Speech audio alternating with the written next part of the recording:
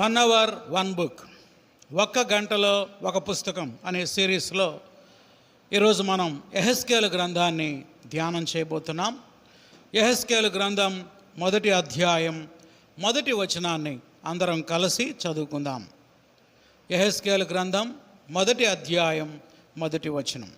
30వ సంవత్సరము 4వ నెల 5వ దినమున నేను కేబారు నది ప్రదేశమున చెరలోని వారి మధ్య కాపురముంటిని. ఆ కాలమున ఆకాశము తెరవబడగా దేవుని గూర్చిన దర్శనములు నాకు కలిగెను. తలలు వంచండి, ప్రార్థన చేసుకుందాం. ప్రేమమయుడా మా ప్రియ పరలోకపు తండ్రి, ఈ బైబిల్ స్టడీలో యెహెజ్కేలు గ్రంథాన్ని ఈ దినం మేము ధ్యానం చేస్తూ ఉండగా మీ వాక్యము ద్వారా మీరు మాతో మాట్లాడండి. మీ వాక్యాన్ని అర్థం చేసుకునే జ్ఞానం మీరు మాకు దయచేయండి. కేవలం అర్థం చేసుకొని ఆనందించడం మాత్రమే కాదు, కానీ మీ వాక్యానికి లోబడే మనసు, అనుసరించే మనసు ఈ వాక్యాన్ని బోధిస్తున్న నాకు, వింటున్న మా అందరికీ మీరు దయచేయమని నజరేయుడైన యేసు నామములో అడుగుతున్నాం తండ్రి, ఆమేన్.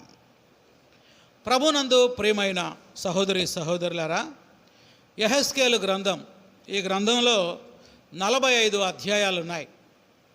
48 అధ్యాయాలు ఈ గ్రంథంలో వ్రాయబడ్డాయి. ఈ 48 అధ్యాయాల్లో చాలా ప్రాముఖ్యమైన విషయాలు మరి యెహెజ్కేలు గ్రంథస్థం చేశాడు. మరి యెహెజ్కేలు అనే మాటకు అర్థం ఏంటంటే యెహోవా బలవంతుడు అని అర్థం. ఏంటి చెప్పండి? యెహోవా బలవంతుడు. ఈ గ్రంథ రచయిత పేరు యెహెజ్కేలు.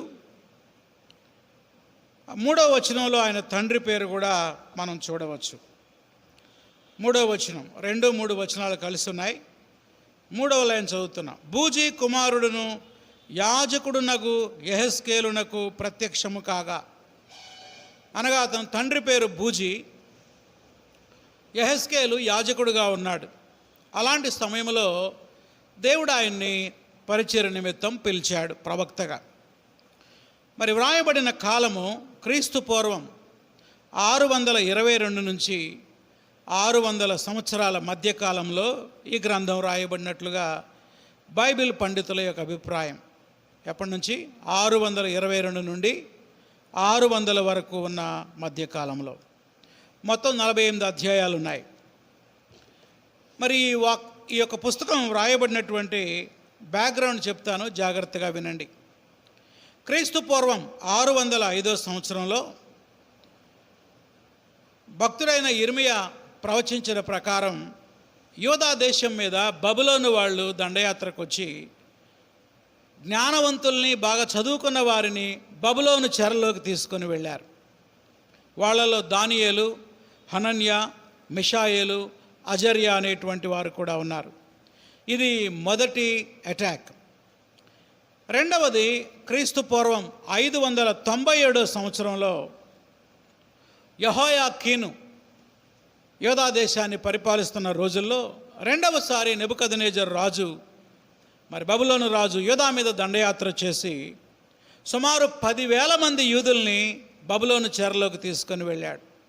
ఎంతమందిని? 10,000 మందిని. వాళ్ళలో యెహోయాకీను రాజు కూడా ఉన్నాడు. అంతేకాదు, మరి యాజకుడైనటువంటి యెహెజ్కేలును కూడా తీసుకొని వెళ్ళాడు. అనగా యెహెజ్కేలు రెండవ అటాక్లో ఇక్కడి నుంచి యూదా నుంచి బబులోనికి వెళ్ళిపోయాడు. ఇక మూడవది క్రీస్తు పూర్వం 586వ సంవత్సరంలో నెబుకద్నెజరు 11 సంవత్సరాల తర్వాత మళ్ళీ యూదా దేశం మీదకి వచ్చి యూదా దేశాన్ని పూర్తిగా నాశనం చేశాడు. సొలొమోను కట్టిన అందమైన దేవాలయాన్ని నేలమట్టం చేశాడు. యెరూషలేము గుమ్మాలను తగలబెట్టాడు. ప్రాకారపు గోడలన్నీ కూల్చివేశాడు. ఈ టైంలో యెహెజ్కేలు ఎక్కడున్నాడంటే బబులోను దేశంలో ఉన్నాడు. ఆయన ఎక్కడున్నాడో మరి మొదటి వచనంలో మళ్ళీ ఒకసారి చూద్దాం. చూడండి. 30వ సంవత్సరము 4వ నెల 5వ దినమున. ఇది యెహెజ్కేలు యొక్క వయసు. యెహెజ్కేలుకు 30 సంవత్సరాల వయసు వచ్చినప్పుడు, అనగా 30 సంవత్సరాల 4వ నెలలో ఆయన కేబారు నది ప్రదేశమున చెరలోని వారి మధ్య కాపురం ఉంటిని. అనగా బబులోను దేశంలో యూదులందరినీ తీసుకొని వెళ్ళి మరి నెబుకద్నెజరు రాజు కేబారు నది ఒడ్డున వాళ్ళందరినీ ఉంచాడు. ఆ చెరలో ఉన్న వారి ప్రజల మధ్యలో యెహెజ్కేలు నివసిస్తూ ఉన్నాడు. మరి చెరగొనిపోయిన వారిని కొందరిని బానిసలుగా చేశాడు, కొందరిని స్వేచ్ఛగా బబులోనులో ఉంచాడు, మరికొందరిని చెరసాల్లో వేశాడు. అయితే యెహెజ్కేలు ఎక్కడున్నాడంటే స్వేచ్ఛగా యూదుల మధ్యలో యాజకుడుగా ఉన్నాడు. ఆయన యాజకుడుగా ఉన్నప్పుడు దేవుడు ఆయన్ని ప్రవక్తగా పిలిచాడు. ఈ 48 అధ్యాయాలను మనం పరిశీలన చేస్తే సుమారు 23 సంవత్సరాలు ఆయన ప్రవక్తగా పరిచర్య చేశాడు. చెప్పండి, ఎన్ని సంవత్సరాలు? 23 సంవత్సరాలు. ఇది ఆయన యొక్క బ్యాక్గ్రౌండ్. మరి ఈ 48 అధ్యాయాల్లో ఆయన ఇచ్చినటువంటి సందేశాలు ఏమిటి? ప్రాముఖ్యంగా 3 సందేశాలు ఉన్నాయి. మొదటిది, మీ పాపమే మిమ్మల్ని ఇక్కడికి బానిసలుగా తీసుకొచ్చింది. అక్కడున్న యోధా ప్రజలకు చెప్తున్నాడు, యోధా ప్రజలారా, మనం యోధా దేశంలో ఉన్నవాళ్ళం, బబులోను దేశానికి ఎందుకు వచ్చామో తెలుసా? మీ పాపమే మిమ్మల్ని ఇక్కడికి తీసుకొచ్చింది. పాపానికి దేవుడు విధించిన శిక్షగా మనం బబులోను చెరకు వచ్చామని చెప్తాడు. అది మొదటి సందేశం. రెండవదిగా ఆయన ప్రాముఖ్యమైన సందేశం ఏంటంటే, చాలామంది అబద్ధ ప్రవక్తలు అంటున్నారు, ఈ బబులోను దేశంలో 2 సంవత్సరాలే మనం ఉంటాం, తిరిగి మళ్ళీ యూదా దేశానికి వెళ్తామని చెప్తున్నారు. అలా చెప్పేవారు ఎవరు? అబద్ధ ప్రవక్తలు. కానీ ఇర్మియా భక్తుడు ఏం చెప్పాడు? 70 సంవత్సరాలు మీరు బబులోను చెరలో ఉంటారు.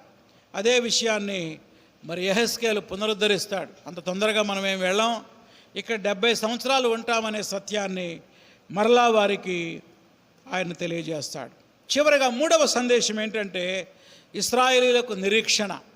అనగా మీరు ఎక్కడే ఉండరు, 70 సంవత్సరాల తర్వాత దేవుడు మిమ్మల్ని దర్శిస్తాడు, మళ్ళీ మనల్ని ఎక్కడ తీసుకెళ్తాడు?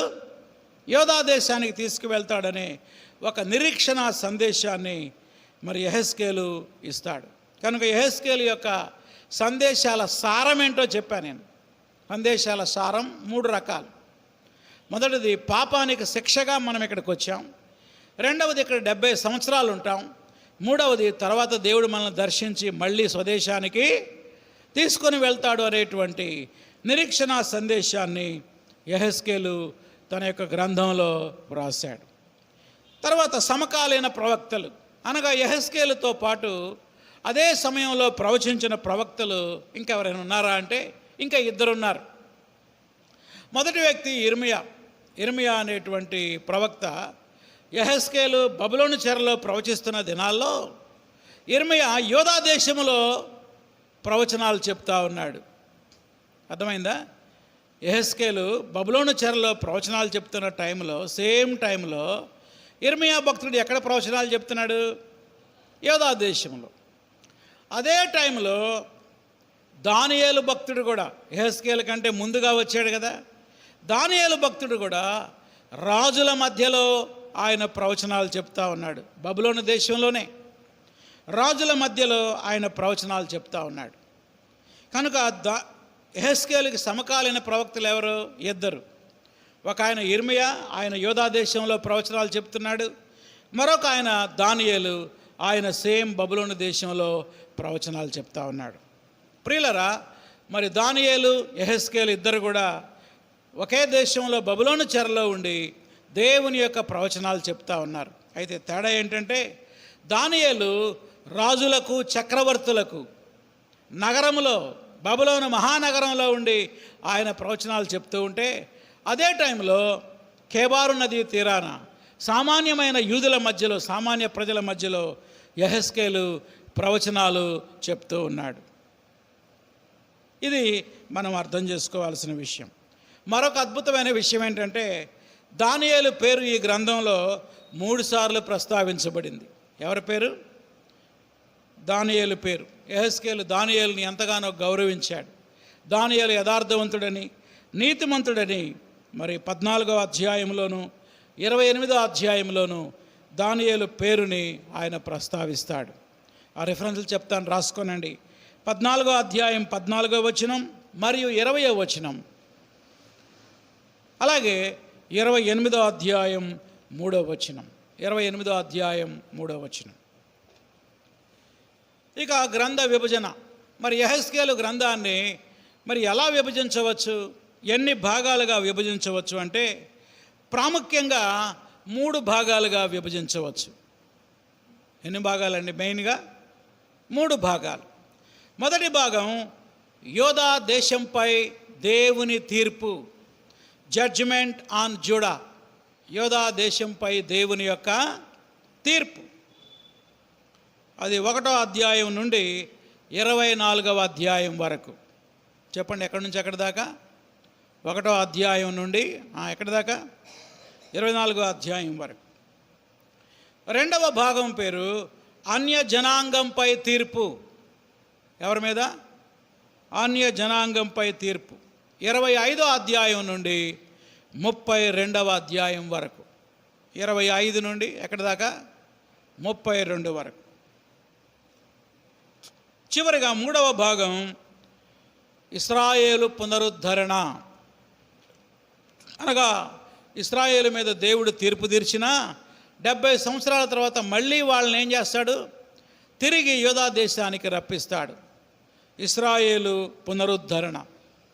33వ వచనం అధ్యాయం నుండి 48వ అధ్యాయం వరకు.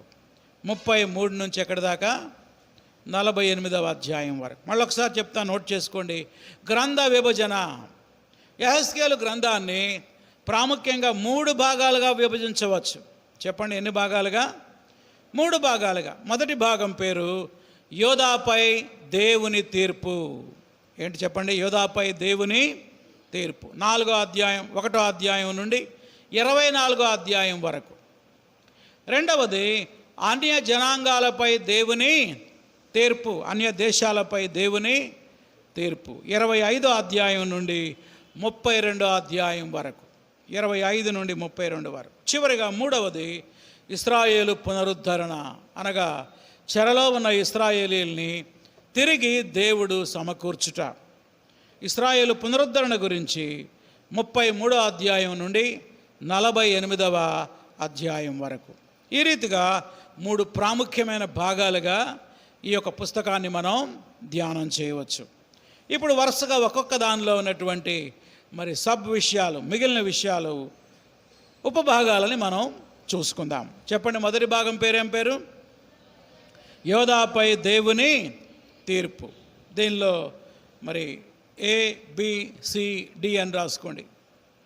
ఏ, యెహెజ్కేలు పిలుపు. దేవుడు యెహెజ్కేలుని ప్రవక్తగా పిలుచుట. A call of Yehezkel, call of Ezekiel. యెహెజ్కేలుకు దేవుని పిలుపు. నిజానికి యెహెజ్కేలు ఎవరో? ఒక యాజకుడు. యాజకుడుగా ఉన్న యెహెజ్కేలుని దేవుడు ఎలా పిలుస్తున్నాడు? ప్రవక్తగా పిలుస్తున్నాడు.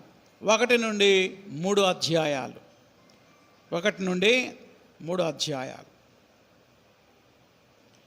రెండవది బి, తీర్పు ప్రవచనాలు. బి ఏంటి? తీర్పు ప్రవచనాలు. 4 నుండి 24 వరకు. 4వ అధ్యాయం నుండి 24వ అధ్యాయాల వరకు. దీనిలో మరికొన్ని ఉపభాగాలు చూద్దాం. దేవుడు తన తీర్పు ప్రవచనాలని యెహెజ్కేలు ద్వారా 3 విధాలుగా తెలియచేశాడు. ఎన్ని విధాలుగా? 3 విధాలుగా. ఏ, లేకపోతే 1,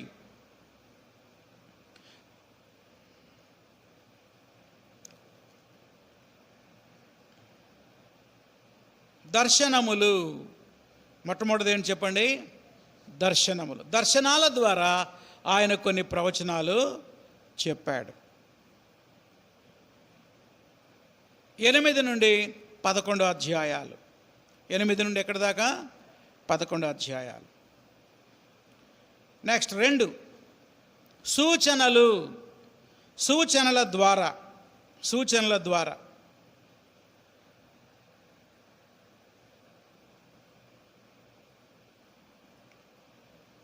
4, 5 అధ్యాయాలు. ఇవన్నీ వేరు వేరు చోట్ల ఉంటాయి, చెప్తా రాసుకోండి అధ్యాయాల పేర్లు. 4, 5 రాసుకున్నారా? తర్వాత 12, 21, 24 అధ్యాయం 15 నుండి 27 వరకు. 24 అధ్యాయం 15 నుండి 27 వరకు. ఇవన్నీ ఏంటి? సూచనల ద్వారా యెహెజ్కేలు చెప్పిన ప్రవచనాలు. వేటి ద్వారా చెప్పాడు?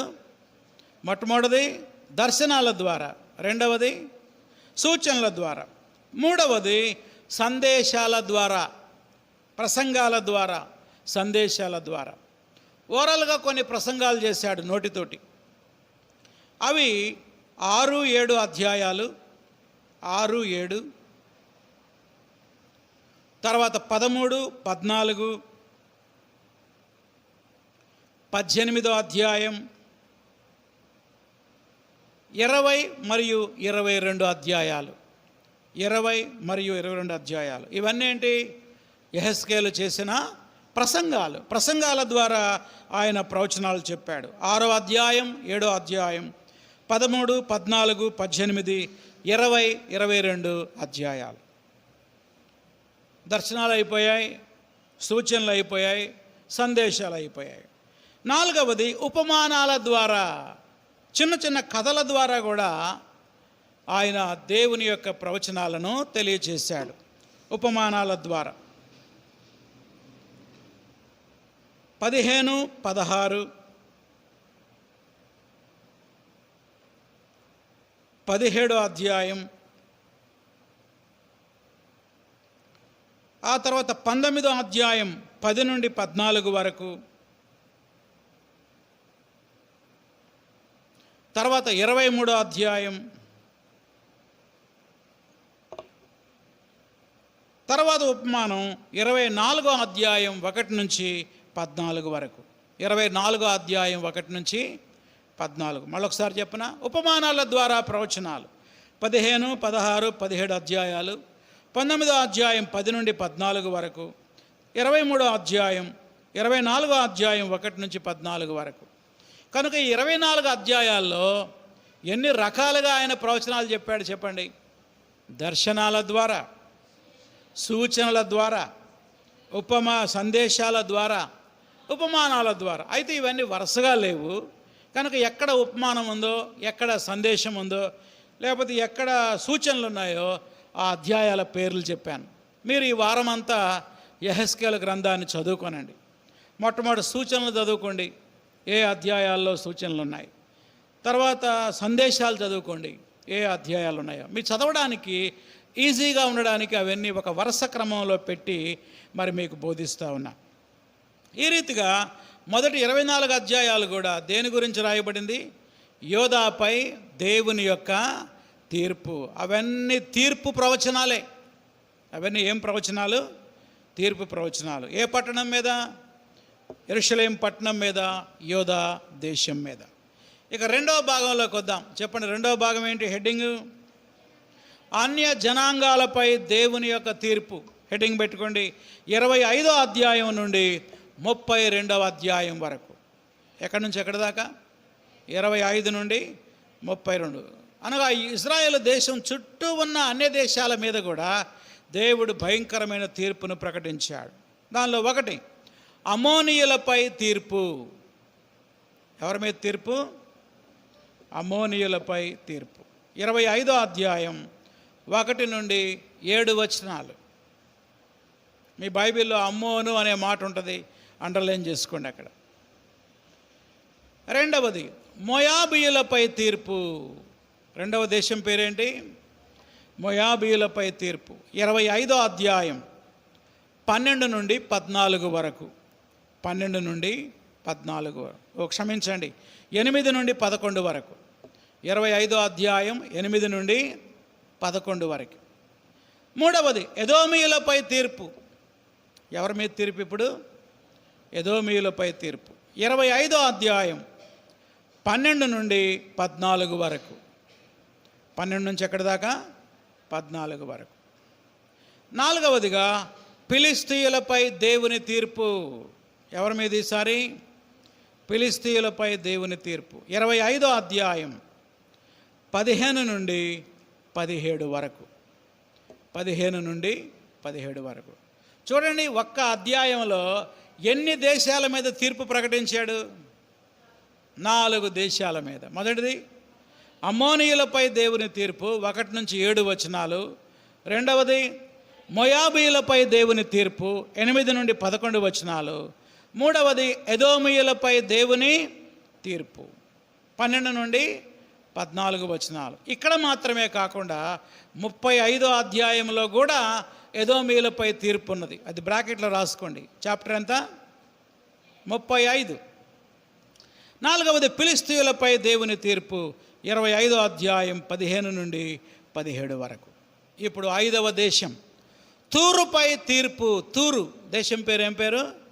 తూరు. తూరు విన్నారా? ఆ దేశం పేరు తూరు. తూరుపై దేవుని తీర్పు 26వ అధ్యాయం 1 నుండి 28వ అధ్యాయం 19 వరకు. 26 1 నుండి 28వ అధ్యాయం 19 వరకు. 26, 27, 28 3 అధ్యాయాల్లో ఒక్క దేశం గురించి రాశాడు దేవుడు. తర్వాత 6వది సీదోనుపై దేవుని తీర్పు. సీదోను పట్టణం. ఈ 2 సముద్ర తీర ప్రాంతాలు, మన చీరాల బాపట్లలాగా సముద్ర తీరాన ఉంటాయి అన్నమాట. ఏ పట్టణాలు అవి?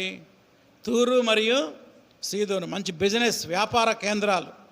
సీదోనుపై దేవుని తీర్పు 28వ అధ్యాయం 20 నుండి 26 వరకు. 20 నుండి ఎక్కడి దాకా? 26 వరకు.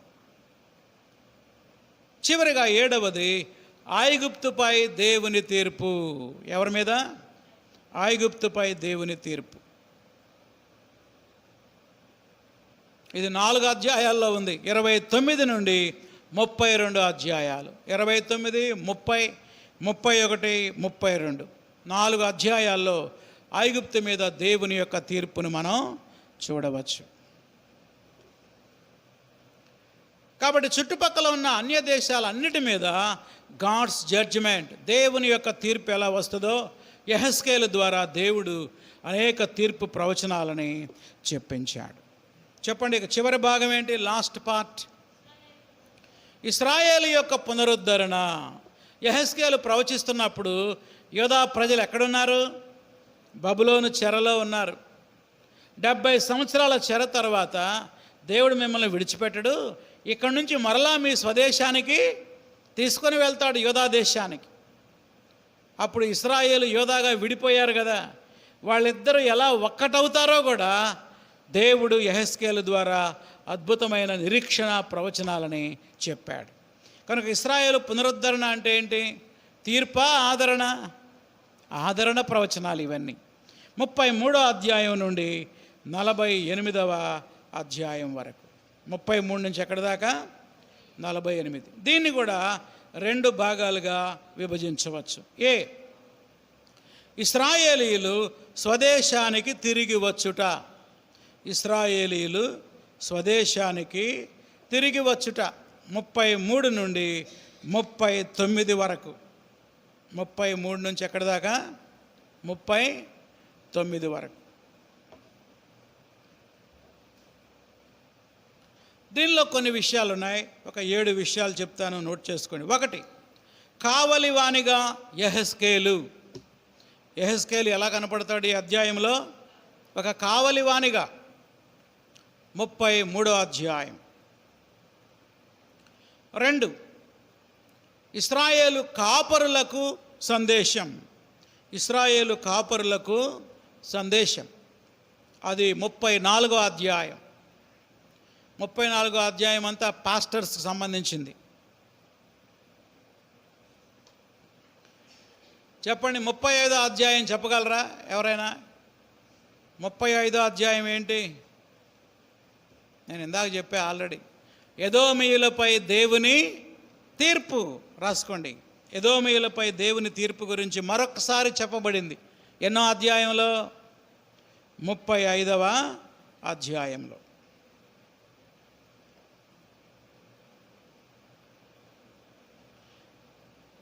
నాలుగు, ఇశ్రాయేలీయులు స్వదేశానికి వచ్చుట, ఇశ్రాయేలీయులు స్వదేశానికి తిరిగి వచ్చుట. అది 36వ అధ్యాయం. 36వ అధ్యాయం.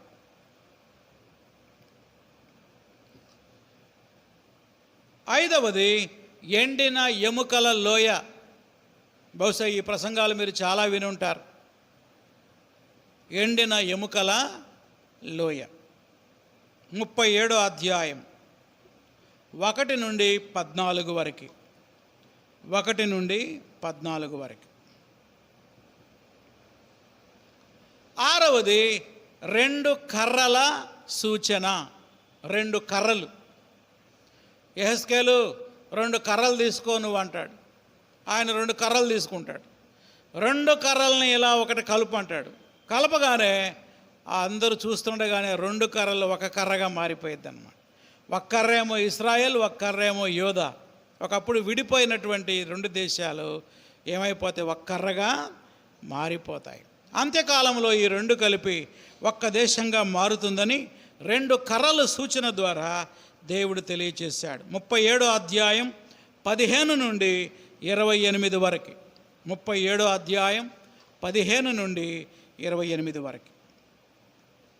చివరిగా 7వ అంశం గోగు డాష్ మాగోగు, రాజులను గూర్చిన ప్రవచనాలు. గోగు మాగోగు, వీళ్ళిద్దరు రాజుల పేర్లు. ఒక రాజు పేరు గోగు, ఇంకో రాజు పేరు మాగోగు. రాజులను గూర్చిన ప్రవచనాలు 38 నుండి 39 అధ్యాయాలు. 38 నుండి ఎన్నో అధ్యాయం? 39వ అధ్యాయం వరకు. ఇది మొదటి భాగం. రెండవది బి, ఇశ్రాయేలు పునరుద్ధరణ. ఇశ్రాయేలు పునరుద్ధరణ 40 నుండి 48 అధ్యాయాలు.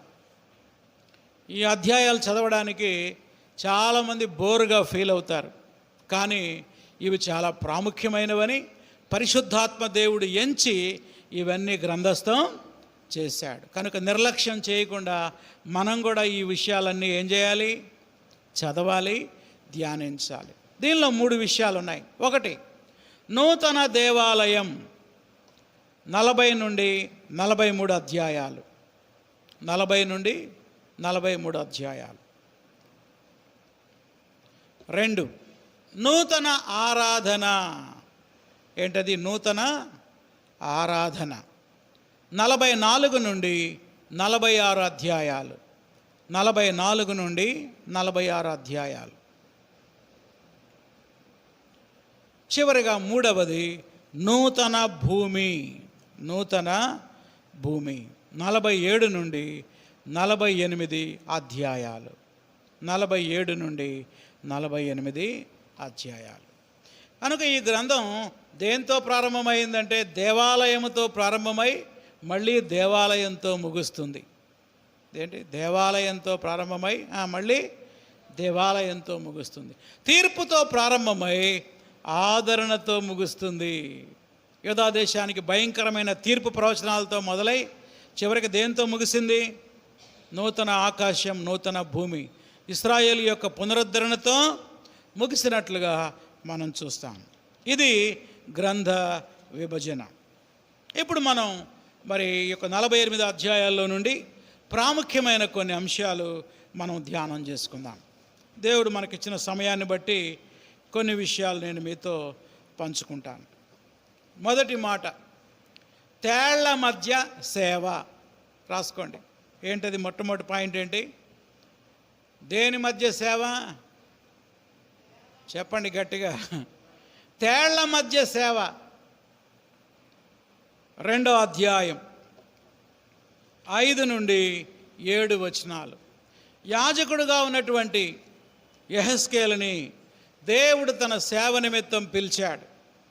చూడండి 2:1 చదవండి. నరపుత్రుడా, నీవు చక్కగా నిలబడు, నేను నీతో మాట్లాడాలి. చాలు. ఎప్పుడైతే యెహోవా దేవుని దర్శనాన్ని, నా వైపు చూడండి, యెహోవా దేవుని దర్శనాన్ని యెహెజ్కేలు చూశాడు, ఒక్కసారి బోర్లా పడిపోయాడు. దేవుడు అంటున్నాడు, భయపడతా పడిపోతే యెహెజ్కేలు నువ్వు లేచి చక్కగా నిలబడు, నేను నీతో మాట్లాడాలి. 5వ వచనం, నరపుత్రుడా, నీవు బ్రహ్మదండి చెట్లలోనూ ముండ్ల తుప్పలలోనూ తిరుగుచున్నావు, తేళ్ల మధ్య నీవు నివసించుచున్నావు. అండర్లైన్ చేయండి. దేవుడు ఎలాంటి ప్రజల మధ్య తీసుకెళ్ళాడంట? బ్రహ్మదండి చెట్లు, ముళ్ళ తొప్పలు, తేళ్ల వంటి ప్రజల మధ్యకు తీసుకెళ్ళాడు. ఏమన్నాడు చూడండి, 6వ వచనం, ఆయనను ఆ జనులకు భయపడకము, వారి మాటలకు భయపడకము, వారు తిరుగుబాటు చేయువారు, వారికి భయపడకము. 7వ వచనం, వారు తిరుగుబాటు చేయువారు గనుక వారు వినినను వినకపోయినను నేను సెలవిచ్చిన మాట నీవు వారికి తెలియజేయము. దేవునికి స్తోత్రం. చెప్పండి, యెహెజ్కేలుని దేవుడు సేవకు పిలిచి ఎలాంటి పరిచర్య అప్పగించాడు? ఎలాంటి ప్రజల మధ్యకు పిలిచాడు? తేళ్ల వంటి ప్రజల మధ్యకి పిలిచాడు. తేలు దగ్గరికి వెళ్ళి బాగున్నావా అని పలకరించావనుకో, తేలు ఏం చేసిద్ది? బాగానే ఉన్నాను అంటదా? చటుక్కన ఒక కాటేసిద్ది అనమాట. అట్లాంటి కఠినమైన ప్రజల మధ్యకి దేవుడు ప్రవచనాలు చెప్పడానికి పిలిచాడు. ఎవరిని? యెహెజ్కేలుని. ఈ వాక్యం వింటున్న ప్రియమైన సోదరి సోదరులారా, మీరు కూడా అలాంటి ప్రజల మధ్య నివసిస్తున్నారేమో, భయపడొద్దు. అలాంటి పరిస్థితుల్లో మీరు పనిచేస్తున్నారేమో, ఉద్యోగం చేస్తున్నారేమో, అలాంటి ప్రజల మధ్యలో, అలాంటి ప్రజల మధ్యలో మీరు సేవ చేస్తున్నారేమో, అలాంటి వ్యక్తుల మధ్యలో మీరు వ్యాపారం చేస్తున్నారేమో, భయపడొద్దు. అక్కడ మిమ్మల్ని ఉంచింది ఎవరో? దేవుడే. దేవుడు అంటున్నాడు, వారికి భయపడవద్దు, నేనే నిన్ను అక్కడికి తీసుకెళ్ళాను. దేవుడు పిలిచిన దేవుడు, నమ్మదగిన దేవుడు, నిన్ను అక్కడ కాపాడుతాడు, నిన్ను అక్కడ వాడుకుంటాడు. దేవునికి స్తోత్రం. కనుక భయపడాల్సినటువంటి పని లేదు. ఏంటి ప్రభువా, నన్ను ఎలాంటి పరిస్థితుల్లోకి తీసుకొచ్చావు, ఇలాంటి ప్రజల మధ్యకు తీసుకొచ్చావు ఏంటని దేవుని మీద సనగాల్సిన పని లేదు, గొనగాల్సిన పని లేదు. యెహెజ్కేలుతో దేవుడు అంటున్నాడు, నీకు తేళ్ల మధ్య సేవ చేయడానికి నీకు అవకాశం ఇచ్చా, అయినా నువ్వు భయపడద్దు. వాళ్ళు కొడతారు, అయినా భయపడద్దు. కొడతారు, ఏమైనా చేస్తారు.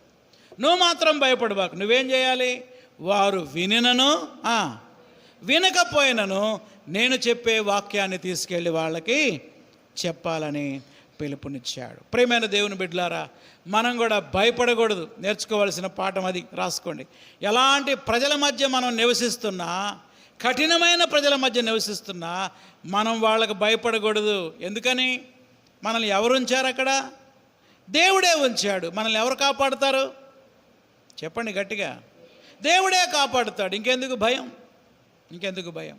అది మొదటి ప్రాముఖ్యమైన వచనం.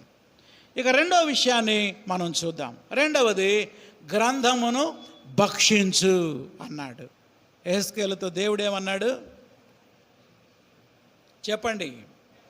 గ్రంథమును భక్షించు అన్నాడు. ఎక్కడుందో చూడండి ఈ మాట. 3వ అధ్యాయం మొదటి 3 వచనాలు చదువుతున్నా చూడండి. యెహెజ్కేలు గ్రంథం 3వ అధ్యాయం మొదటి 3 వచనాలు. మరియు ఆయన నాతో ఇలాగూ సెలవిచ్చెను, నరపుత్రుడా, నీకు కనబడిన దానిని భక్షించుము, ఈ గ్రంథమును భక్షించి ఇశ్రాయేలు యొద్దకు పోయి వారికి ప్రకటన చేయుము. చెప్పండి, భక్షించుట అంటే అర్థం ఏంటి? తినుట అంటే అర్థం ఏంటి? ఆలోచన చేసి చెప్పండి నాకు. తినటానికి భక్షించడానికి తేడా ఏంటి?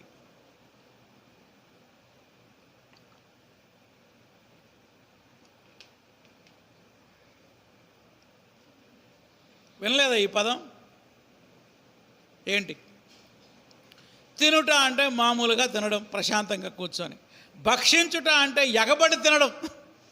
ఒక వారం రోజులు అన్నం తిన్న వాడికి వాడి ముందు అన్నం పెడితే తింటాడా, భక్షిస్తాడా? చెప్పండి, భక్షిస్తాడు.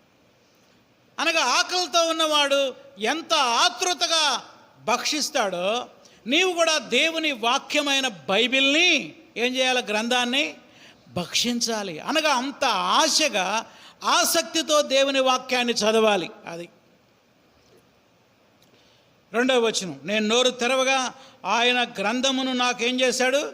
తినిపించాడు. 3వ వచనం. నరపుత్రుడా, నేనిచ్చుచున్న ఈ గ్రంథమును ఆహారముగా తీసుకొని దానితో నీ కడుపు నింపుకో అని నాతో సెలవీయగా నేను దాన్ని భక్షించి తిని అది నా నోటికి తేనె వలె మధురముగా ఉండెను. దేవునికి స్తోత్రం. ప్రియులరా, దేవుని యొక్క వాక్యాన్ని భక్షించే వారిగా ఉండాలి మనం. ఏదో చదవాలి కాబట్టి చదువుతారు కొంతమంది, వాక్యాన్ని తప్పదు కదా అన్నట్టు చదువుతారు కొంతమంది. అలా కాదండి. దేవుని వాక్యాన్ని ఆశగా చదవాలి, ఆసక్తితో చదవాలి, దాన్ని భక్షించే విధంగా చదవాలి. మనం దానితో మన కడుపుని నింపుకోవాలి. ఇదే జీవాహారం.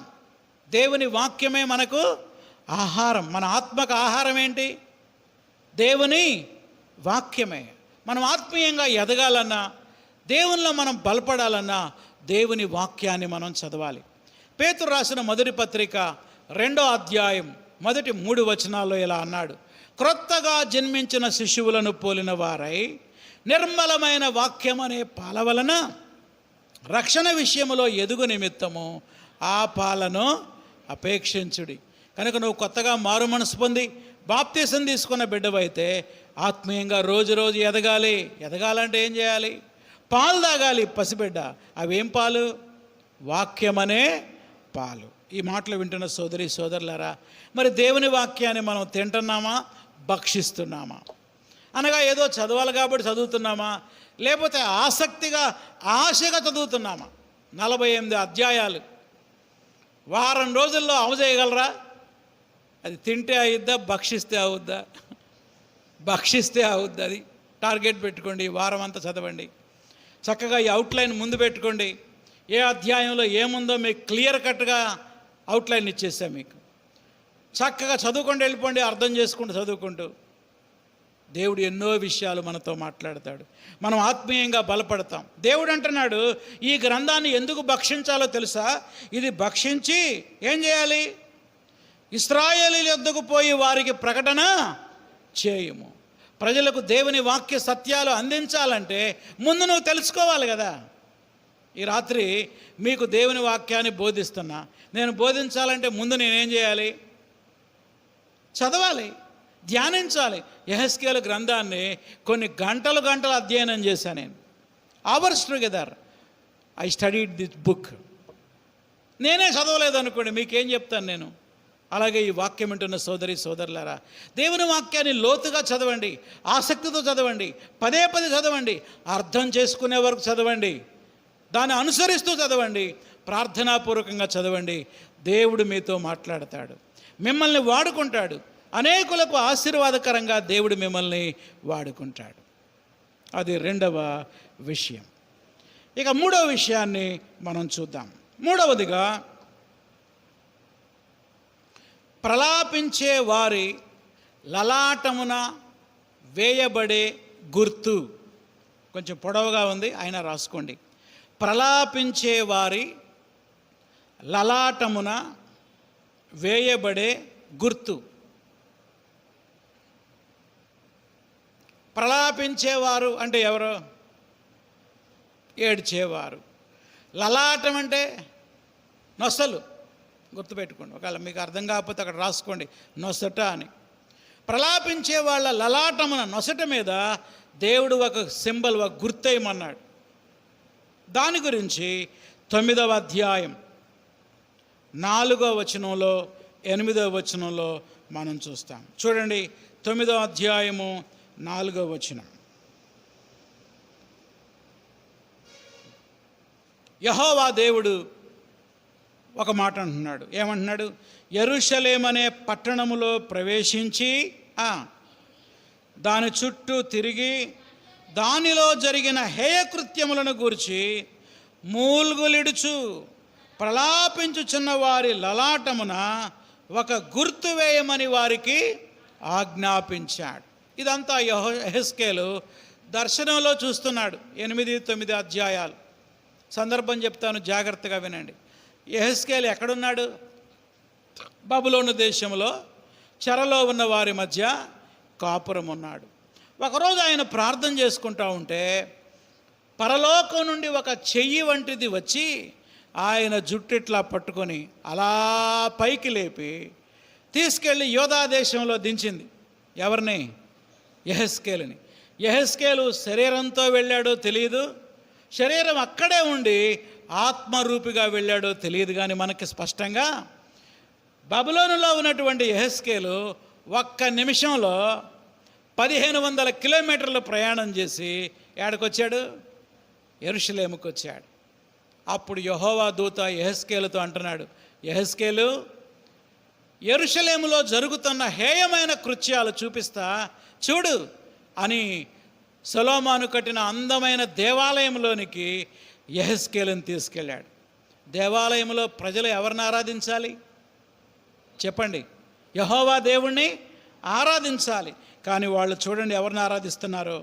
8:10 నేను లోపలికి పోయి చూచాను, అక్కడ ప్రాకిడి సకల జంతువుల ఆకారాలు, హేయమైన మృగముల ఆకారాలు, ఇశ్రాయేలు దేవత విగ్రహాలన్నీ గోడ మీద ఆ చుట్టూ రాయబడినట్టు కనబడెను. 11వ వచనం, ఒక్కొక్కడు తన చేతిలో ధూపార్తి పట్టుకొని ఆ పెద్దలు 70 మంది ధూపం వేస్తూ ఉన్నారు.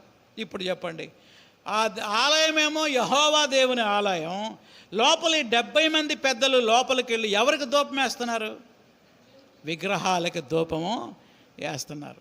దేవుడు అంటున్నాడు యెహెజ్కేలుతో, చూడవయ్యా చూడు యెహెజ్కేలు, ఎంత ఘోరంగా ఉన్నారో చూసావా వీళ్ళు? పేరుకేమో నా మందిరానికి వచ్చారు, ఆరాధన ఏమో ఎవరికి చేస్తున్నారు? బొమ్మలకి చేస్తున్నారు. ఇప్పుడు చెప్పు, అసలు ఈ మందిరంలో నేను ఉండాలా వెళ్ళిపోవాలా? నేను ఉండనంటే ఉండను, నేను వెళ్ళిపోతా అంటున్నాడు దేవుడు. ఎవరితోటి? యెహెజ్కేలుతోటి. ఇంకొంచెం కిందకి రండి, చాలా భయంకరంగా ఉంటుంది.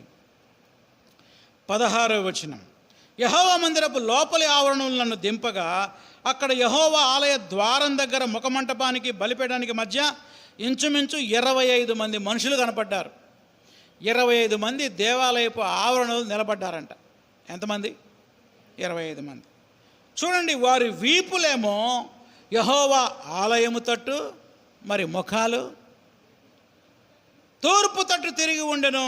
తూర్పున ఉన్న సూర్యునికి నమస్కారము చేస్తున్నారు. ఎంత ఘోరం అండి! ఇప్పుడు చెప్పండి, అలా ఉంటాడా దేవుడు అక్కడ?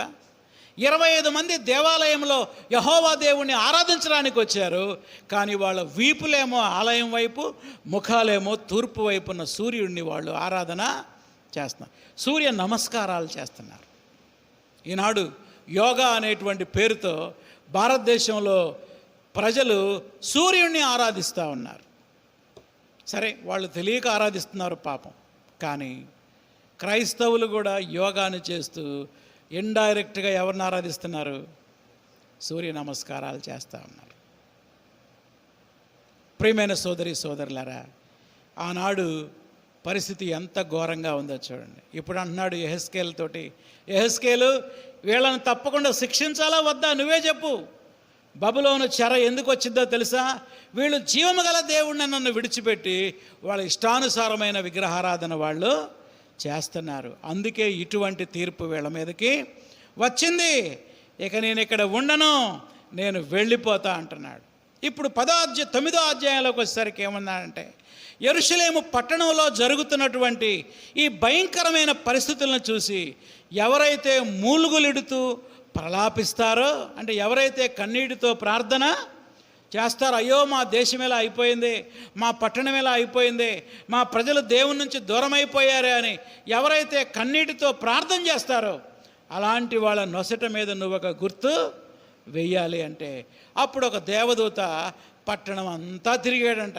ఎవరన్నా ఏడుస్తున్నారా, ఎవరన్నా కన్నీటితో ప్రార్థన చేస్తున్నారా అంటే ఒక్కళ్ళు కూడా దొరకలా. బా, ఎంత విచారం అండి. చివరికి ఒకళ్ళు దొరికారు. ఎవరు దొరికారో చూడండి, 8వ వచనం, నేను తప్ప మరి ఎవరును శేషింపకుండా వారు హతము చేయుట చూచి నేను సాష్టాంగపడి వేడుకొని, అయ్యో ప్రభువా. చెప్పండి, ఎవరు దొరికారు ఇప్పుడు? యెహెజ్కేలు ఒక్కడే దొరికాడు. నేర్చుకోవలసిన పాఠం, ప్రియమైన సోదరి సోదరులారా, మన సంఘములో ఎవరైతే దేవుని నమ్ముకొని దేవుని మందిరానికి వస్తూ లోకాన్ని ప్రేమిస్తున్నారు, కొంతమంది పాపాన్ని ప్రేమిస్తున్నారు, లోకాశల్లో పడి వెళ్ళిపోతున్నారు. అలాంటి వారి యొక్క రక్షణ కొరకు మనము కూడా మూలుగులిడుతూ ప్రలాపించి ప్రార్థన చేసేవారమై ఉండాలి. అది నేర్చుకోవలసిన పాఠం. ఏం చేయాలి మనం? ఏదో మన పనులు మనం చేసుకుంటూ ఉంటాం కాదు. అయ్యో యవనస్తులు నశించిపోతున్నారు, అనేక మంది పురుషులు అనేక దుర్వ్యసనాలకి, త్రాగుడికి, అపవిత్రతకి బానిసలైపోతున్నారు ప్రభువా, వారిని రక్షించు తండ్రి అని మనం కన్నీటితో ప్రార్థన చేస్తే అప్పుడు దేవుడు మన నొసట మీద కూడా ఒక గుర్తు వేస్తాడు. విజ్ఞాపన కర్తలుగా మనం మారాలి. విజ్ఞాపన అంటే ఏదో శనివారం చర్చిలో అందరం కలిసి చేసే విజ్ఞాపన మాత్రమే కాదండి. ప్రతిరోజు ప్రతి విశ్వాసి దేవుని సన్నిధిలో మీ ఇంట్లో కూర్చొని అనేకుల కొరకు మనం విజ్ఞాపన చేయాలి. మూలుగులిడుచు ప్రలాపించేటువంటి వారిగా మనం ఉండాలి. మరి అలా ఉంటున్నామా? మనల్ని మనం పరీక్షించుకుందాం. ఇప్పుడు ఎన్ని అంశాలు అయిపోయాయి? 3. ఇప్పుడు 4వ అంశం. 4వది యెహోవా మహిమ, షకీనా మహిమ, ద గాడ్స్ గ్లోరీ.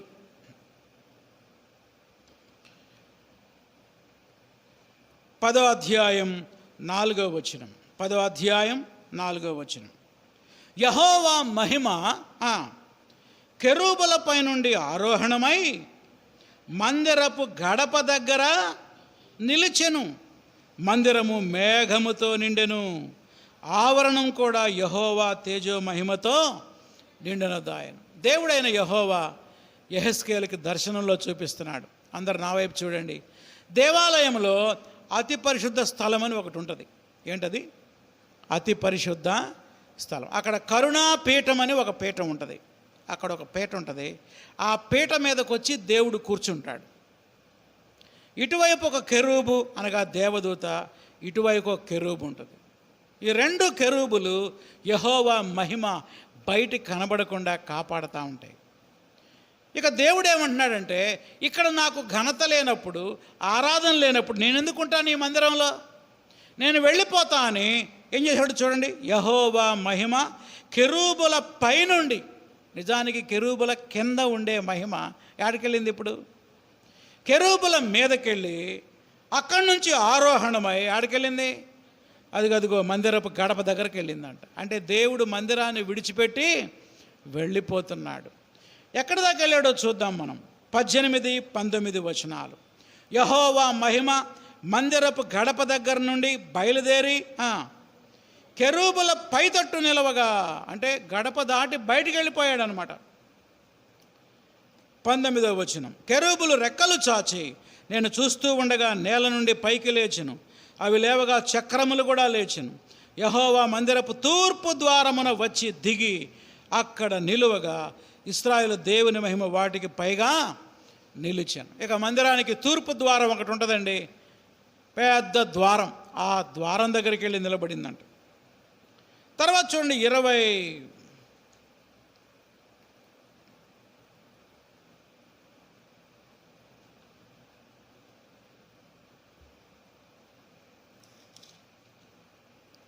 11:23 11:23. మరియు యెహోవా మహిమ పట్టణములో నుండి, అంటే మందిరావరణం నుంచి ఆడికెళ్ళింది, పట్టణంలోకి వెళ్ళింది.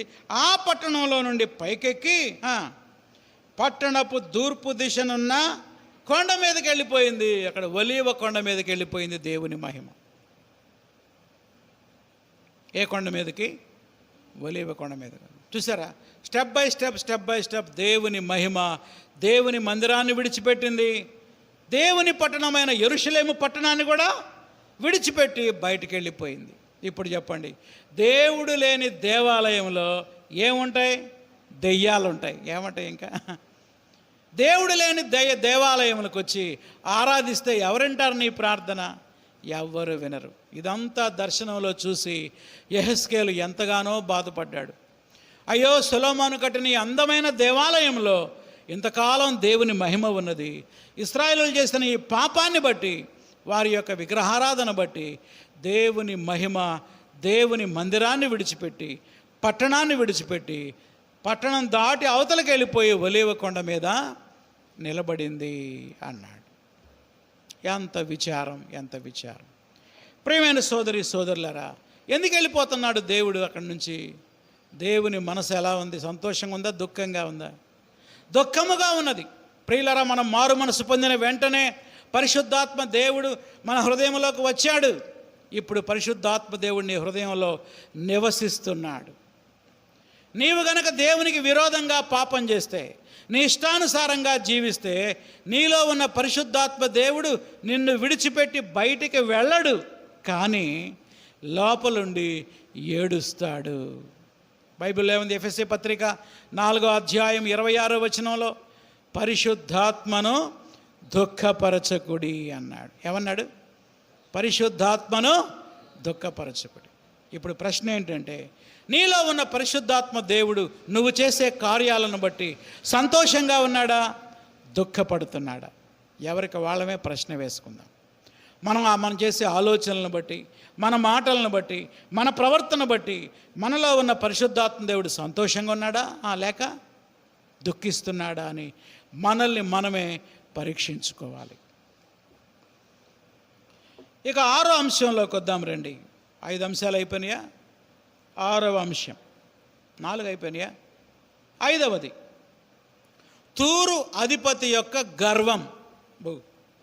ఎవరి గర్వం ఇది? తూరు అధిపతి యొక్క గర్వం. తూరు గురించి ఎన్నో అధ్యాయం ఉంటుంది చూడండి. 28వ అధ్యాయం 1వ వచనం చదువుతున్నా చూడండి. 1, 2 వచనాలు. తూరు అధిపతి యొక్క గర్వం. యెహెజ్కేలు గ్రంథం 28వ అధ్యాయం 1, 2 వచనాలు. మరియు యెహోవా వాక్కు నాకు ప్రత్యక్షమై ఎలాగు సెలవిచ్చెను, నరపుత్రుడా, తూరు అధిపతితో ఎలాగూ ప్రకటింపుము, ప్రభువుకు యెహోవా సెలవిచ్చినదేమనగా, గర్విష్ఠుడవై, అండర్లైన్ చేసుకోండి. తూరు యొక్క ముఖ్యమైన పాపం గర్వం. ఎవరి పాపం ఇది? రాసుకోండి మీ నోట్స్లో. తూరు యొక్క పాపం ఏంటి? గర్వం. దేవుడు అంటున్నాడు, ఓ తూరు, నీవు గర్విష్ఠుడవై, ఏమనుకుంటున్నాడు మనసులో? నేనొక దేవతనైనట్టు సముద్రం మధ్యన నేను ఆసీనుడై ఉన్నాను అని నీవు అనుకొనుచున్నావు. నీవు దేవుడవు కాక మానవుడవై ఉండి దేవునికి తగినంత అభిప్రాయం కలిగి ఉన్నావు. 5వ వచనం. నీ కలిగిన జ్ఞానాతిశయము చేత, వర్తకము చేత నీవు విస్తారమైన ఐశ్వర్యము సంపాదించుకుంటువి. నీకు ఐశ్వర్యము కలిగినదని నీవు గర్వించిన వాడవైతివి. కనుక తూరు యొక్క గర్వానికి 2 కారణాలు. 1 జ్ఞానము, 2వది ఐశ్వర్యము. రాసుకోండి ఈ 2 మాటలు. తూరు గర్వానికి మొదటి కారణం జ్ఞానం, 2వ కారణం ఏంటి? ఐశ్వర్యం. సముద్రము మీద వర్తకపు ఓడల చేత, ఎగుమతులు దిగుమతుల చేత, విస్తారమైన వ్యాపారం చేత బాగా సుసంపన్నమైనటువంటి పట్టణముగా తూరు పట్టణం ఉన్నది. దేవుడు అంత జ్ఞానం ఇస్తే, అంత ఐశ్వర్యం ఇస్తే, దేవుని స్తుతించడానికి బదులుగా అది గర్వించి నేనే దేవుణ్ణి అనుకుంటుందట. ఈ తూరు పట్టణాన్ని సైతానుతో, అపవాదితో పోలుస్తారు. అపవాది కూడా అంతే కదా. నేను దేవుడు లాంటి వాడిని, దేవుని స్థానానికి వెళ్ళిపోతానని గర్వించి అక్కడి నుంచి కింద పడిపోయాడు. 17వ వచనం. నీ సౌందర్యము చూసుకొని నీవు గర్వించిన వాడవి. 14వ వచనం. అభిషేకము నొందిన కెరూబువి. కెరూబ్ అంటే దేవదూత. అక్కడ సైతాను గురించి చెప్తున్నాడు. నువ్వు ఒకప్పుడు అభిషేకము నొందిన కెరూబువి. నువ్వు కూడా ఒక మంచి దేవదూతవే. కానీ 17వ వచనంలో ఏం చేశావు? నీ సౌందర్యాన్ని చూసుకొని నువ్వేం చేశావు? గర్వించావు. ఇప్పుడు తూరు యొక్క గర్వానికి 3వ కారణం సౌందర్యం. అది కూడా రాసుకోండి. 1 జ్ఞానము, 2వది ఐశ్వర్యము, 3వది సౌందర్యం. నీ తేజస్సును చూసుకొని నీ జ్ఞానమును చెరుపుకొంటివి. ప్రియమైన సోదరి సోదరులారా, బైబిల్ చెప్తుంది, నాశనమునకు ముందు గర్వము నడుచును. దేవుని బిడ్డలమైన మనం దేనిని బట్టి గర్వపడకూడదు. మన జ్ఞానాన్ని బట్టి కానీ, మన అనుభవాన్ని బట్టి కానీ, మన ఐశ్వర్యాన్ని బట్టి కానీ, చివరికి మన సౌందర్యాన్ని బట్టి కానీ ఎన్నడూ ఏం చేయకూడదు? గర్వపడకూడదు. గర్వపడితే ఏమొస్తుంది? నాశనం వస్తుంది. చూడండి 18వ వచనంలో నాశనం వచ్చేసింది.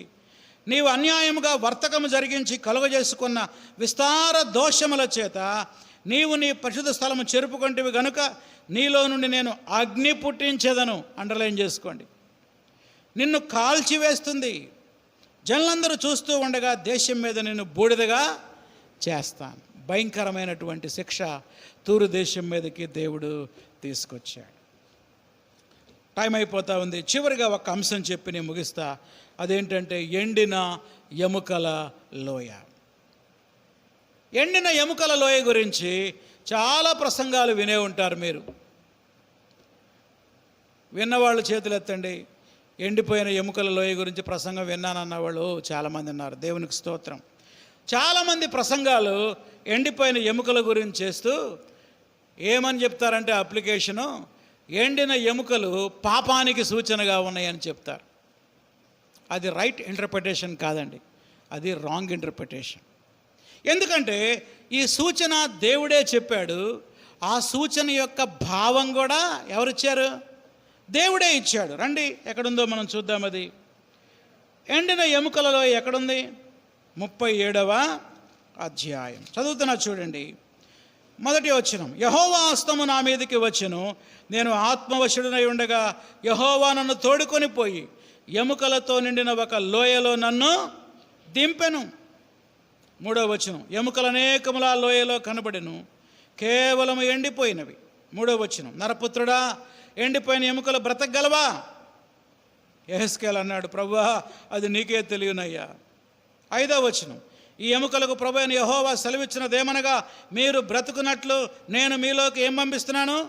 జీవాత్మను పంపిస్తున్నాను. 9వ వచనం, నరపుత్రుడా, జీవాత్మ వచ్చినట్లు నువ్వు ప్రవచించి ఇట్లనము, ప్రభువు యెహోవా సెలవిచ్చినదేమనగా జీవాత్మ నలుదిక్కుల నుండి హతులైన వీరు బ్రతుకున్నట్లు వారి మీద ఊపిరి విడుము. 9వ వచనం, నాకు ఆజ్ఞాపించి నేను ప్రవచింపగా జీవాత్మ వారిలోకి వచ్చెను, సజీవులై లేచి లెక్కింప శక్యము గాని మహాసైన్యమై నిలిచిరి. ఎండిపోయిన ఎముకల లోయలోకి దేవుడు తీసుకెళ్ళాడు. బహుశా బైబిల్ పండితులు, చరిత్రకారులు ఏమంటారంటే ఈ ఎముకల లోయ యెహోషాపాతు కాలంలో, హిజ్కియా కాలంలో అష్షూరు సైన్యం హిజ్కియా మీదకి వచ్చినప్పుడు ఒక్క దేవదూత 185,000 మందిని రాత్రికి రాత్రే హతం చేశాడు. బహుశా ఆ లోయలోకి తీసుకెళ్ళి ఉండొచ్చు. 185,000 మంది శవాలని ఎవరైనా తగలబెట్టుంటారా? పూడ్చిపెట్టి ఉంటారా? తగలబెట్టడం లేదు, పూడ్చిపెట్టడం లేదు. ఆకాశ పక్షులు వచ్చి మాంసం అంతా తినిపోయాయి. ఆ లోయ నిండా ఏమున్నాయి? ఎముకలు ఉన్నాయి, అంతే. ఆ ఎముకల మధ్యలోకి దేవుడు యెహెజ్కేలుని తీసుకెళ్ళాడు. వాళ్ళందరూ బతికారట. ఇదంతా దర్శనంలో జరుగుతుంది. ఇదంతా ఎక్కడ జరుగుతుంది? దర్శనం. ఈ దర్శనం ఎందుకు ఇచ్చాడు? దీని భావం ఏంటి? 11వ వచనం చూడండి. మీనింగ్ కూడా దేవుడు ఇక్కడే ఇచ్చాడు. చాలామంది ఈ మీనింగ్ చదవకుండా వాళ్ళు ఇష్టం వచ్చిన మీనింగ్ చెప్తూ ఉంటారు. ఎండిపోయిన ఎముకలంటే పాపమని, పాపం వల్ల ఎండిపోయామని, దేవుని దగ్గరకు వస్తే బతికిస్తారని రకరకాల అప్లికేషన్ చెప్తూ ఉంటారు. కానీ దేవుడే దీనికి అర్థం చెప్పాడు. 11వ వచనం, అప్పుడు ఆయన నాతో ఇట్లా, నరపుత్రుడా, ఈ ఎముకలు ఇశ్రాయేలులందరినీ సూచిస్తున్నవి. చెప్పండి, ఎముకలు ఎవరికి సూచన? ఇశ్రాయేలుకా, పాపులకా? చాలామంది పాపులకు సూచన అని చెప్తూ ఉంటారు. కాదండి, ఇశ్రాయేలులకి. ఇశ్రాయేలీయులు యెహెజ్కేలు కాలంలో బబులోను చెరలో ఎలా ఉన్నారు? ఇలా ఉన్నారు. 11వ వచనం, మా ఎముకలు ఎండిపోయాను, మా ఆశ విఫలమైపోయాను, మనము అయిపోయాం అనుకుంటున్నారు. యెహెజ్కేలు కాలంలో ఇశ్రాయేలీయులు ఆ కేబారు నది ఒడ్డు నుండి ఇంకేముంది, మన పని అయిపోయింది, మనం ఈ బానిసలుగా ఉన్నాం, ఎంతకాలం ఉంటామో, తిరిగి మళ్ళీ మన స్వదేశానికి వెళ్తామా వెళ్ళమా అని నిరాశలో కృంగిపోయినటువంటి వాని స్థితిలో ఉన్నారు. ఎవరు? ఇశ్రాయేలీయులు. వాళ్ళకు ఒక నిరీక్షణ ప్రవచనమే ఎండిన ఎముకల లోయ ప్రవచనం. హల్లెలూయా. కాబట్టి ఇది పాప ప్రవచనం కాదు. ఏం ప్రవచనం? నిరీక్షణ ప్రవచనం. దేవుడు ఏమంటున్నాడో చూడండి, 12వ వచనం, కాబట్టి ప్రవచనం ఎత్తి ఆ నిరాశలో ఉన్న వాళ్ళకి ఇలా చెప్పు. ఏమని చెప్పాలి? నా ప్రజలారా, మీరున్న సమాధులను నేను తెరిచేదను, సమాధిలోని మిమ్మల్ని బయటకు రప్పించి ఇశ్రాయేలు దేశంలోనికి తోడుకొని వచ్చేదను అనగా 70 ఏళ్ల తర్వాత మళ్ళీ మిమ్మల్ని దర్శిస్తా, మిమ్మల్ని మళ్ళీ మీ స్వదేశానికి తీసుకొస్తా. 14వ వచనం, నేను యెహోవానై ఉన్నానని మీరు తెలుసుకొందురు, మీరు బ్రతుకున్నట్లు నా ఆత్మను మీలో ఉంచుతా, మీ దేశంలో మిమ్మల్ని నివసింపజేస్తా. యెహోవానగు నేను మాట ఇచ్చి నెరవేరుస్తానని అప్పుడు మీరు తెలుసుకుంటారు. చూసారా ప్రియులారా, ఎముకల లోయ నిరీక్షణ ప్రవచనం. అర్థమైందా? ఏం ప్రవచనం అది? నిరీక్షణ. మనం కూడా అంతే, చాలాసార్లు నిరాశలో ఉంటాం, మన పరిస్థితుల వైపు చూసి కృంగిపోతూ ఉంటాం. ఇంకేముంది, ఇంకేం పెళ్ళి అయ్యిద్ది, ఇక మాకు పెళ్ళి కాదులే అనుకుంటారు కొంతమంది. ఇంకేం పుడతారు పిల్లలేక, ఇక మాకు పుట్టరులే. ఇంకేం వస్తుంది, ఉద్యోగం మాకు ఇక వయసు కూడా అయిపోతుంది, ఇక ఉద్యోగం రాదులే అని మన వైపు, మన పరిస్థితుల వైపు చూసి కృంగిపోతూ ఉంటే దేవుడు ఒక నిరీక్షణ ఇస్తూ ఉన్నాడు. దేవునికి అసాధ్యమైంది ఏమీ లేదు. ఎండిపోయిన ఎముకలను బ్రతికించిన దేవుడు నీ జీవితంలో కూడా ఆనందాన్ని తీసుకురాగలడు, నీ దుఃఖాన్ని నాట్యముగా మార్చగలడు, నీ నిరాశని నిరీక్షణగా మార్చగలడు. కనుక మనం ఏం చేయాలంటే మన వైపు చూసి కృంగిపోకుండా దేవుని వైపు చూసి నిరీక్షణతో ముందుకు మనం వెళ్ళాలి. ప్రార్థన చేసుకుందాం. తలలు వంచండి, వీలైతే మోకరించండి. పరిశుద్ధాత్మ దేవుడు యెహెజ్కేలు గ్రంథం ద్వారా ఈ రాత్రి నీతో నాతో మాట్లాడుతూ ఉన్నాడు. మనం ప్రార్థన చేద్దాం, ప్రభుని అడుగుదాం. నువ్వు తేళ్ల వంటి మనుషుల మధ్య పరిచర్య చేస్తున్నావేమో, ఉద్యోగం చేస్తున్నావేమో, నివసిస్తున్నావేమో, భయపడొద్దు. దేవుడే అక్కడ నిన్ను ఉంచాడు, దేవుడే నిన్ను కాపాడతాడు. ప్రార్థన చేసుకుందాం. ప్రభువా, ఇలాంటి కఠినమైన ప్రజల మధ్యలో నేను ఉన్నానయ్యా, నేను ఎవ్వరికీ భయపడకుండా నీ సువార్త వారు విన్నా వినకపోయినా నీ సువార్త చెప్పడానికి నాకు సహాయం చేయి ప్రభువా అని ప్రార్థన చేసుకుందాం. యెరూషలేము పట్టణంలో మూలుగులిడుతూ ప్రలాపించే వారి నొసటి మీద ఒక గుర్తుంది. ప్రియమైన సోదరి సోదరులారా, చీరాల పట్టణంలో, నీవు నివసించే పట్టణంలో నశించిపోయే ఆత్మల గురించి కన్నీటితో నువ్వు ప్రార్థిస్తున్నావా? మూలుగులిడుతూ ప్రార్థించే ప్రార్థన అనుభవం నీకున్నదా? ప్రార్థన చేసుకో. ప్రభువా, అలాంటి భారం, యెహెజ్కేలు లాంటి భారం నాకు దయచేయి. ఈ రోజు నుండి నశించు ఆత్మల కొరకు నేను కన్నీటితో ప్రార్థిస్తానయ్యా అని ఒక తీర్మానం చేసుకుందాం. తూరు అధిపతి గర్వం అతని నాశనానికి నడిపించింది. ప్రార్థన చేసుకుందాం. ప్రభువా, నాలో ఎటువంటి గర్వం రాకుండా చేయి నాయన. ఎండిన ఎముకల లోయ, నిరీక్షణ లోయ. ప్రార్థన చేద్దాం. ప్రభువా, నాకు సహాయం చేయి. నా కష్టాల వైపు, నా బాధల వైపు చూసి నేను కృంగిపోకుండా, ఎండిన ఎముకలను జీవింపజేయగలిగిన దేవుడవు నీవు గనుక నీ వైపు చూసి ధైర్యంగా ఉండే కృపనిమ్మని ప్రార్థన చేసుకుందాం. ప్రేమగల మా తండ్రి, యెహెజ్కేలు గ్రంథాన్ని ఈ బైబిల్ స్టడీలో మేము ధ్యానించడానికి మీరు కృప చూపించారు. దేవా, సూచనల ద్వారా, దర్శనాల ద్వారా, సందేశాల ద్వారా, ఉపమానాల ద్వారా ఎన్నో విషయాలు ఆనాడు ఇశ్రాయేలు ప్రజలకి నువ్వు బోధించావు, యెహెజ్కేలు ద్వారా నువ్వు అందించావు. ఈ రాత్రి మీ వాక్యం ద్వారా మాతో మాట్లాడుతూ వచ్చావు, నీకు వందనాలు. యెహెజ్కేలు లాంటి ఆత్మల భారం మాకు దయచేయండి. తేళ్ల వంటి మనుషుల మధ్య మేము నివసిస్తున్నాం ప్రభువా, ఎవరికి భయపడకుండా నీ వైపు చూసి ధైర్యంగా ఉండటానికి సహాయం చేయండి.